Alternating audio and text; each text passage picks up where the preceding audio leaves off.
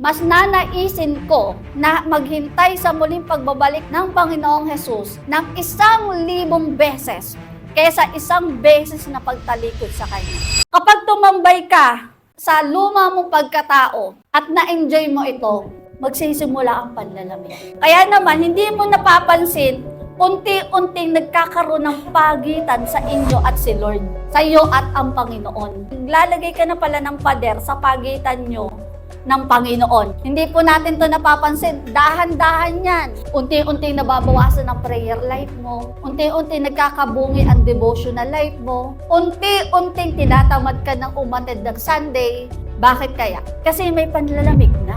Hindi naging iba ang naranasan mo sa nararanasan o naranasan ng mga disciple ni Jesus. Diba si Jesus na ipako doon sa cross, inalay ang kanyang buhay, even after seeing the risen Christ. Imagine, nakita na ng 11 na ang Panginoon ng 2 beses. Pero anong nangyari? Dahil kala ng mga disciple ni Kristo, hindi na nila kasama ang Panginoon, bumalik sila sa dati nilang ginagawa. Ano ang dati nilang ginagawa? Nangingisda. Sabi ni Pedro, mangingisda ako. Ano sabi ng mga kasama? Sasama kami. Bumalik sila sa old life. Ang aking pangangatwiran, mas nanaisin ko na maghintay sa muling pagbabalik ng Panginoong Hesus ng 1,000 beses kaysa 1 beses na pagtalikod sa Kanya.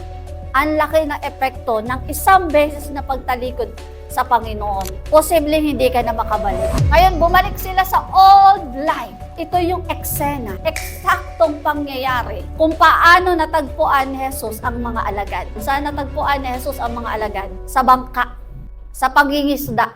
Kung saan mismo natagpuan ni Jesus ang mga alagad, doon bumalik ang mga alagad sa kanilang lumang buhay. Paano ito nangyayari sa buhay natin, mga kapatid? Kapag nagsimula ang panlalamig sa buhay mo, hindi mo napapansin yung luma mong pagkatao, unti-unti mong binabalikan.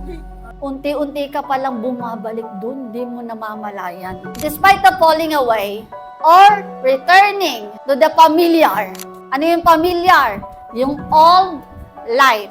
Jesus does not abandon them. Si Jesus, kailanman hindi tayo inabandona. Despite na bumalik po tayo sa ating old life, sa mga familiar things na tinalikuran at kinalimutan na natin, Jesus will never abandon you.